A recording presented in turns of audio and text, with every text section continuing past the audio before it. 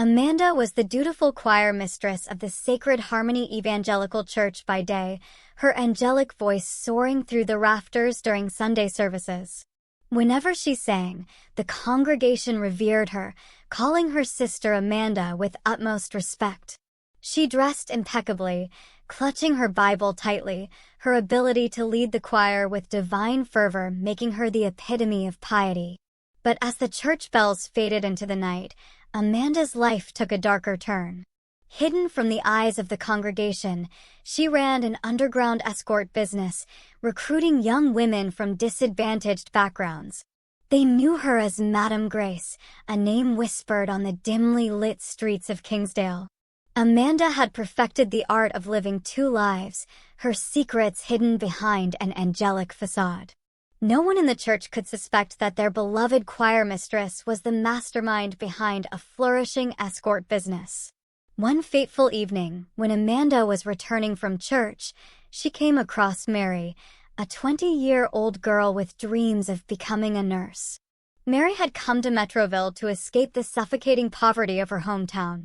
But as the weeks turned into months, her dreams began to crumble under the harsh realities of urban life.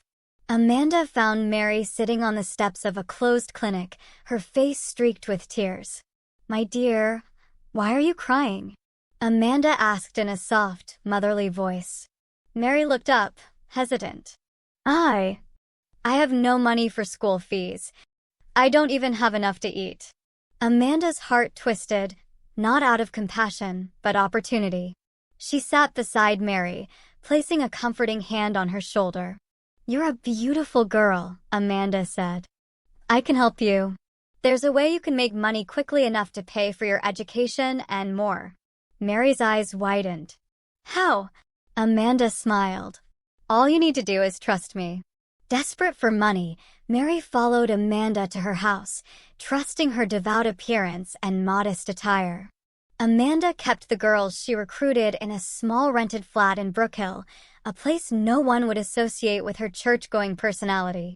Mary was hesitant as she entered the small flat in Brookhill. It was modestly furnished, but the air felt heavy with secrets. Inside, 3 young women were seated on a worn couch, laughing and chatting. They grew quiet when Amanda entered, their eyes darting between her and Mary. "This is Mary," Amanda announced, her voice commanding. "She's new here. Make her feel welcome." The women exchanged glances but nodded, offering smiles that didn't quite reach their eyes. Mary felt a pang of unease, but reminded herself that Amanda had promised to help her. Days turned into weeks, and Mary quickly realized what Amanda's help truly entailed. She was introduced to clients under the strict supervision of Amanda, who maintained an iron grip over every aspect of the operation. "You'll thank me one day," Amanda said one evening as Mary sat silently, her heart heavy. "This is temporary. Once you have enough money, you can leave and chase your dreams." Mary nodded, too scared to argue. But the promises began to feel hollow, especially when she saw how the other girls struggled to escape the web Amanda had woven around them. One night, Mary confided in Sarah, the oldest of the group and someone she had grown to trust. "Have you ever thought about leaving?" Mary asked, her voice barely a whisper. Sarah laughed bitterly. "Leave? Amanda doesn't let anyone leave. She's got dirt on all of us. If we try, she'll ruin us." Mary's stomach turned.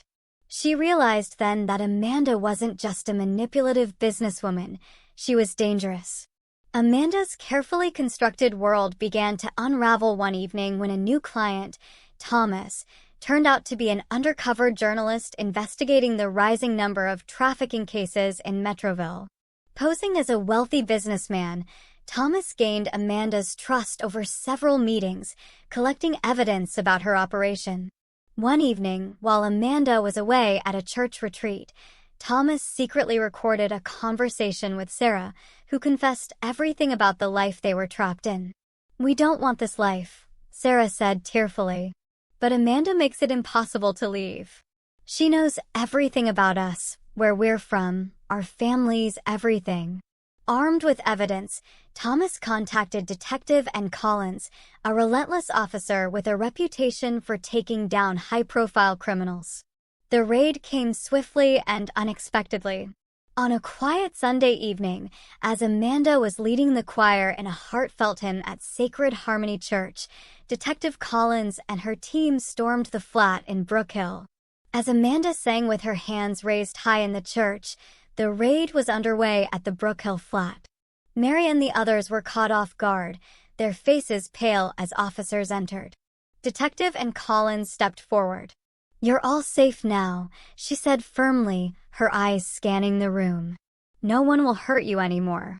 Mary's chest tightened with relief, though fear still lingered.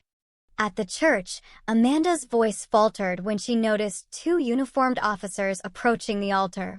The congregation murmured in confusion as Detective Collins followed close behind, her badge gleaming. "Amanda Walters," the detective said, her voice echoing in the hushed sanctuary. "You are under arrest for human trafficking, coercion, and exploitation." Amanda's face twisted in shock, but she quickly composed herself. "This is absurd. I've done nothing wrong. You can't arrest me here. This is the house of God." "The law doesn't stop at the church doors," Detective Collins replied, motioning for the officers to cuff her. As Amanda was led away, murmurs turned into gasps and cries from the congregation. The woman who had presented herself as a savior was now exposed as a predator. In the weeks that followed, the story of Amanda's crimes rocked Metroville. Her trial became a media spectacle, with testimonies from Mary, Sarah, and others shedding light on the depths of her deceit. Mary found herself both terrified and empowered as she took the stand. "She promised to help us," Mary said, her voice trembling. "But instead, she trapped us. She preyed on our desperation." Amanda's once commanding presence crumbled under the weight of the evidence. Her sentences were harsh: 25 years for human trafficking and an additional 15 for financial fraud. For Mary, life after Amanda wasn't easy, but it was free. She and the other women received support from a local nonprofit that helped survivors rebuild their lives. With therapy, legal aid, and job training, Mary began to envision a future she had almost given up on.